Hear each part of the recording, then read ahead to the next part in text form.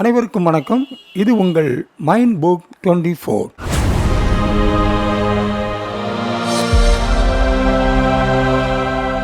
எண்ணங்கள் நினைவுகளின் தொகுப்புதான் எண்ணங்கள். நினைவுகள் சிந்தனையிலிருந்து வருகிறது. பொதுவாக புள்ளி புள்ளியாக சேரும் நினைவுகள் ஒன்றாக இணைந்து எண்ணங்கள் ஆகிறது. எண்ணங்களில் மிதமான எண்ணங்கள், அழுத்தமான எண்ணங்கள் என்று இரு வகையான எண்ணங்கள் இருக்கிறது. மிதமான எண்ணங்கள் என்றால் சாதாரணமாக நாம் ஒரு நபரையோ ஒரு நிகழ்வையோ எண்ணி பார்த்துவிட்டு அடுத்த எண்ணத்திற்கு கடந்து சென்று விடுவது மிதமான எண்ணத்தை சார்ந்ததாக இருக்கும். உதாரணமாக நமது அலுவலகம், நமது நண்பர்கள், நமது உறவினர்கள், நாம் சாப்பிடும் சாப்பாடு என்று பலவிதமான காரியங்களை நாம் எண்ணி பார்த்துவிட்டு அடுத்த எண்ணத்திற்கு கடந்து செல்வது. மிதமான எண்ணங்கள் தற்காலிகமானது, இதனால் எந்த பாதிப்பும் இல்லை. ஆனால் அழுத்தமான எண்ணங்கள், இதில்தான் நாம் மிக கவனமாக இருக்க வேண்டும். அழுத்தமான எண்ணங்கள் ஆபத்தானதாக முடியக்கூடிய ஒரு வாய்ப்பு இருக்கிறது. நாம் எண்ணுவதற்கும் சிந்திப்பதற்கும் நிறைய வித்தியாசங்கள் இருக்கிறது. மேலோட்டமாக ஒன்றை நினைத்து பார்ப்பது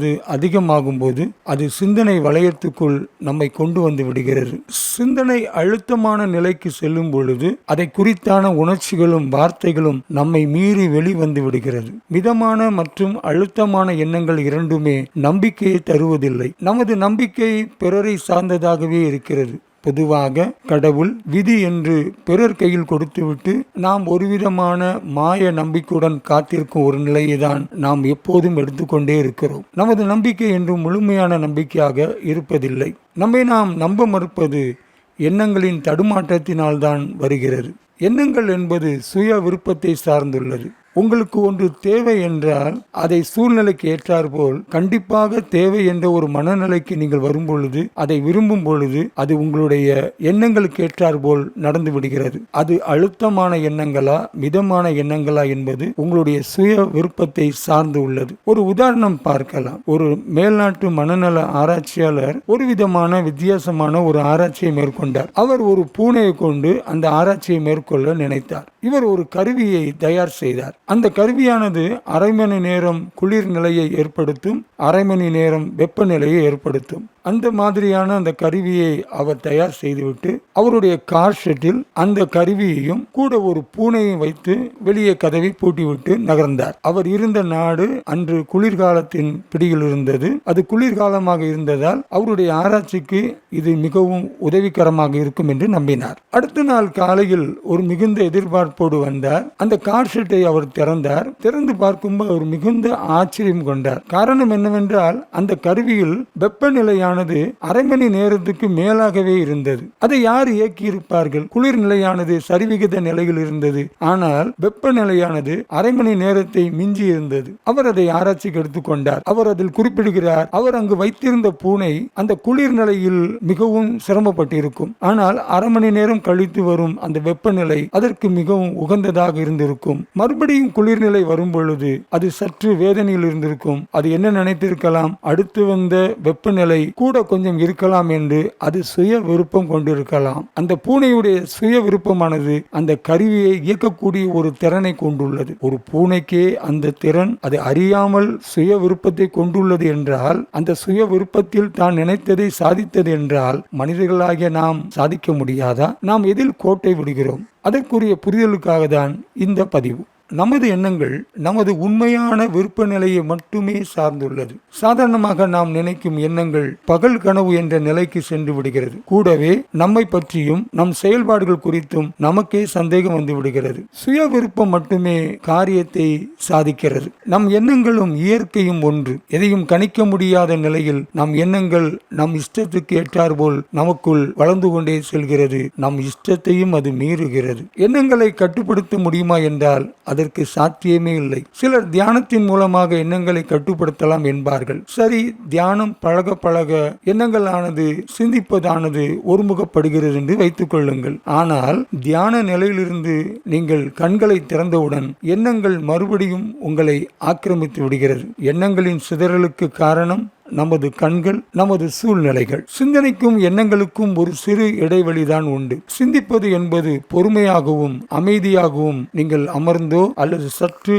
நகர்ந்தோ உங்களை குறித்தோ அல்லது வேறு ஒரு நிகழ்வு குறித்தோ நினைத்து நினைத்து நீங்கள் விடை காண விரும்பும் நிலைக்கு முயற்சி செய்வதுதான் சிந்தனையின் அடிப்படையான காரணமாக இருக்கிறது. இந்த சிந்தனைகள் இரண்டு விதமான எண்ணங்களை கொடுக்கின்றது. ஒன்று நேர்மறை எண்ணங்கள், அடுத்ததாக எதிர்மறை எண்ணங்கள். நேர்மறை எண்ணங்களுக்கு உணர்ச்சிகள் குறைவு, ஆனால் எதிர்மறை எண்ணங்களுக்கு உணர்ச்சிகள் அதிகம். சிந்தனைகளை திசை திருப்பிவிட்டு உங்கள் கவனத்தை செயல் நடவடிக்கைகளை வேறு எதிலாவது ஈடுபடுத்தலாம். ஆனால் எண்ணங்களை கையில் பிடிக்க முடியாது. காட்டாற்று வெள்ளம் போல் எண்ணங்கள் கரை புரண்டு ஓடும். தியான நிலை அல்லது சாதாரண நிலையில் நம் எண்ணங்களை திசை திருப்பி சிந்தனை பக்கமாக கொண்டு வரலாம். பலர் சிந்தனைகளை ஒருமுகப்படுத்துகிறோம் என்று பல பயிற்சிகளை செய்கிறார்கள். ஆனால் கடைசி வரை சிந்தனை போக்கினை உணர்ந்து கொள்ளாமலே இருந்து விடுகிறார்கள். எண்ணங்களில் கெட்ட எண்ணங்கள், நல்ல எண்ணங்கள் என்று எதுவும் கிடையாது. எண்ணங்கள் நிலையாக இருப்பதில்லை. அதனால் எண்ணங்களை தரம் பிரிக்கவும் முடியாது.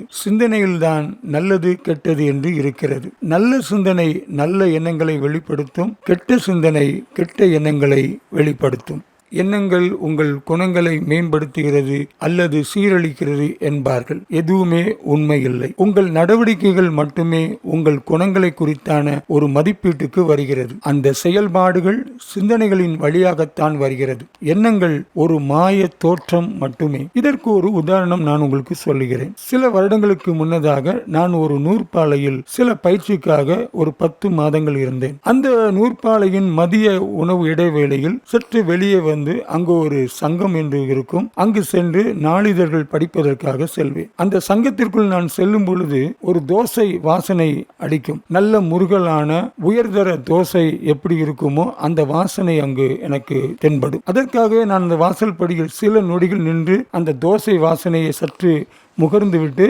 நான் அந்த சங்கத்துக்குள் செல்வேன். இது சில நாட்களாக நடந்து கொண்டே இருந்தது. ஒரு நாள் அந்த நூற்பாலில் உள்ள ஒரு தொழிலாளியிடம் நான் கேட்டேன், சங்கத்துக்கு பக்கத்தில் ஏதாவது உணவு விடுதி இருக்கிறதா என்று கேட்டேன். அவர் என்னை பார்த்து இல்லையே என்றார். நான் அவரிடம், இப்படியாக ஒரு தோசை வாசனை வருகிறது, அது மிகவும் நன்றாக இருக்கிறது, நான் அந்த உணவு விடுதியில் சென்று தோசை சாப்பிட வேண்டும் போல் இருக்கிறது என்று சொன்னேன். அவர் நான் சொல்வதை கேட்டு பலமாக சிரித்து விட்டார். எனக்கு ஒன்றும் புரியவில்லை.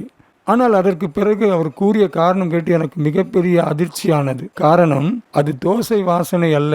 அந்த சங்கத்தின் பக்கத்தில் உள்ள ஒரு அறையில் பழைய சாக்குகளை அதை பழுது நீக்கி அதை கழித்து கொண்டு இருப்பார்களாம். அந்த பழைய சாக்குகளிலிருந்து வருகின்ற துர்நாற்றம் தான் இங்கு எனக்கு தோசை வாசனை போல் வந்திருக்கிறது. காரணம், நம் எண்ணங்களானது ஒன்றை நினைத்து இதுவாகத்தான் இருக்கும் என்று ஊர்ஜிதம் பண்ணிக் கொள்கிறது, அதை முடிவு செய்து கொள்கிறது. ஆனால் அது வேறாக இருக்கும் பொழுதுதான் அது தனக்குத்தானே ஒரு தோல்வி மனப்பான்மை, ஒரு இயலாமையை ஏற்றுக்கொண்டு விலகி விடுகிறது. சில நேரங்களில் நேரடியாக எண்ணங்கள் பதட்டத்தை ஏற்படுத்தும், பய உணர்வை கொடுக்கும். நான் முன்பு கேள்விப்பட்ட ஒன்று இருக்கிறது. ஒரு விவசாயி அவருடைய நிலத்தில் நடந்து செல்லும் பொழுது ஒரு முள் குத்தியதாம். ஆனால் அவர் அந்த முள் குத்தியதை பார்க்கும் பொழுது பக்கத்தில் ஒரு பாம்பு சென்றிருக்கிறது.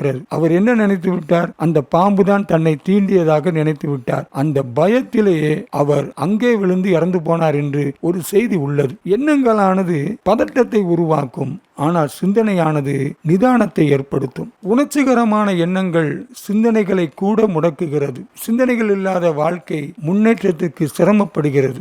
எண்ணங்களை நேரடியாக பாதிக்கும் சமூக நிகழ்வுகளில் மிக கவனமாக இருங்கள். முதலில் நம்மை அதிகமாக பாதிப்பது ஆன்மீகம். பல ஆன்மீகவாதிகள் உங்கள் எண்ணங்களை பயத்தினால் முடக்குகிறார்கள். நீங்கள் சிந்தனை செய்ய மறந்து எண்ணங்களின் அவசர விருப்பப்படி ஆன்மீகவாதிகளின் வார்த்தைகளுக்கு அடிமையாகிறீர்கள். அடுத்து திரைப்படங்கள். மிகப்பெரிய மீடியா, சக்தி வாய்ந்தது, காட்சிகள், வார்த்தைகள், இசை, இவைகள் மூலம் மனிதனின் மனதில் எண்ணங்களை நேரடியாக பாதிக்கும்.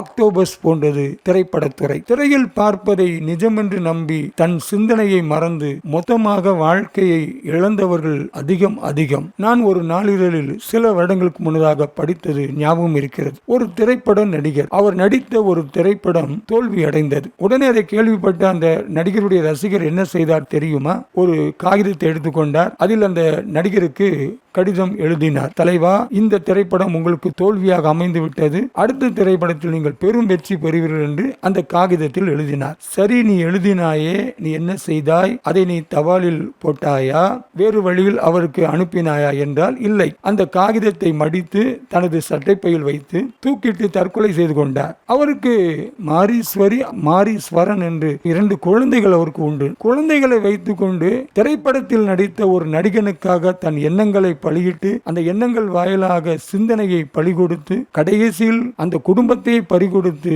தன் வாழ்க்கையை முடித்துக் கொண்டார் அவர். அடுத்ததாக மிகப்பெரிய ஒரு ஆபத்து செல்போன். சிறு வயது முதலே செல்போனை பிள்ளைகளிடம் கொடுத்துவிட்டு நம்மை தொந்தரவு பண்ணாமல் இருந்தால் சரிதான் என்று சென்றுவிடும் பெற்றோர்கள் இருக்கிறார்கள். இந்த இளைய சமுதாயம் முதல் அனைத்து வயதினரும் செல்போனை பயன்படுத்திக் கொண்டே இருக்கும் ஒரு நிலையை நாம் இப்போது பார்த்து கொண்டு இருக்கிறோம். என்னிடம் மனநலம் சம்பந்தமாக ஒரு பெண்மணி தொடர்பு கொண்டார். அவரது 3 வயது பேரன் ஆட்டிசம் என்ற நோயினால் பாதிக்கப்பட்டது போல் நடந்து கொள்கிறான் என்று கூறினார். நான் அதற்குரிய காரணத்தை அவரிடம் கேட்டபொழுது அவர் சொன்னார், தனது மகன் தனக்கு தொந்தரவு கொடுத்துவிடக் கூடாது என்று அவனது பெற்றோர் சிறு வயது முதலே தங்களது செல்போனை அவனிடம் கொடுத்து பழகி இருக்கிறார்கள். அந்த சிறு பையன் செல்போனை பார்த்து கொண்டு இருந்திருக்கிறான். அந்த பழக்கம் தொடர்ந்து கொண்டே இருந்திருக்கிறது. அந்த 3 வயது பருவம் என்பது சிந்திக்க தொடங்கும் ஒரு பருவம். அந்த பருவத்தில் தேவையில்லாத காட்சிகளினால் சிந்தனையை முடக்கிவிடும் பொழுது எண்ணங்கள் திசை மாறி நடவடிக்கைகள் பதட்ட நிலையை அடைகிறது. கனடியன் யூனிவர்சிட்டி ரிசர்ச் படி ரொம்ப மொபைல் ஃபோன் யூஸ் பண்ற அந்த சிறு வயசு பசங்களுக்கு வந்து பாத்தீங்கன்னா மண்டேல டோபமின், செரட்டோனின் மாதிரியான அக்ரஷன், ஆங்ஸைட்டி எல்லாம் கண்ட்ரோல்ல வச்சிருக்கிற லிக்விட்லாம் வந்து சுத்தமா ட்ரெயின் ஆகுதுன்னு கண்டுபிடிச்சிருக்காங்க.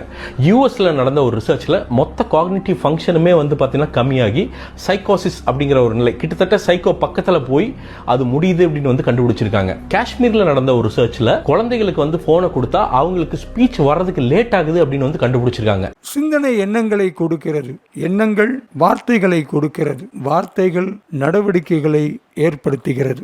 உங்கள் எண்ணங்கள் நேரடியாக பாதிப்புக்குள்ளாகாமல் சிந்தனை தெளிவாகி அதன் மூலம் எண்ணங்கள் சீராகி உங்கள் வார்த்தை மற்றும் நடவடிக்கைகள் மேம்பட வேண்டுமா? அதன் மூலம் உங்கள் வாழ்க்கை இனிதாக வேண்டுமா? ஒரே ஒரு வழிதான் இருக்கிறது. உணர்ச்சிகளை தூண்டும் எந்த விதமான காட்சிகளுக்கும், வார்த்தைகளுக்கும், செயல்களுக்கும் நீங்கள் உடன்படாமல் தூர விலகி விடுங்கள். உங்கள் உணர்ச்சிகளை தூண்டி தங்கள் காரியத்தை சாதிக்க நினைக்கும் ரொம்ப நல்லவர்கள் நிறைந்த சமூகம் இது. எவ்வித கருத்துக்களையும் தூண்டுதல்களையும் முதலில் சிந்தனைக்கு கொண்டு சென்று அதன் பிறகு எண்ணங்கள் வழியாக உங்கள் வார்த்தைகளையும் நடவடிக்கைகளையும் வெளிப்படுத்துங்கள். நிறைய சிந்தியுங்கள், குறைவாக எண்ணுங்கள். வார்த்தைகளும் நடவடிக்கைகளும் உங்கள் வாழ்க்கையை சீரான மேல்நிலைக்கு கொண்டு வரும் என்பதை கூறிக்கொண்டு உங்கள் சிந்தனைகளை பயன்படுத்துங்கள். அதன் மூலமாக எண்ணங்களை பயன்படுத்துங்கள். அதன் மூலமாக நல்ல வார்த்தைகளை பயன்படுத்தி ஒரு நல்ல ஒரு வாழ்க்கைக்குள்ளும் நீங்கள் பிரவேசித்து இந்த சமூகத்தை இனிதாக மாற்றுங்கள். நன்றி, வணக்கம்.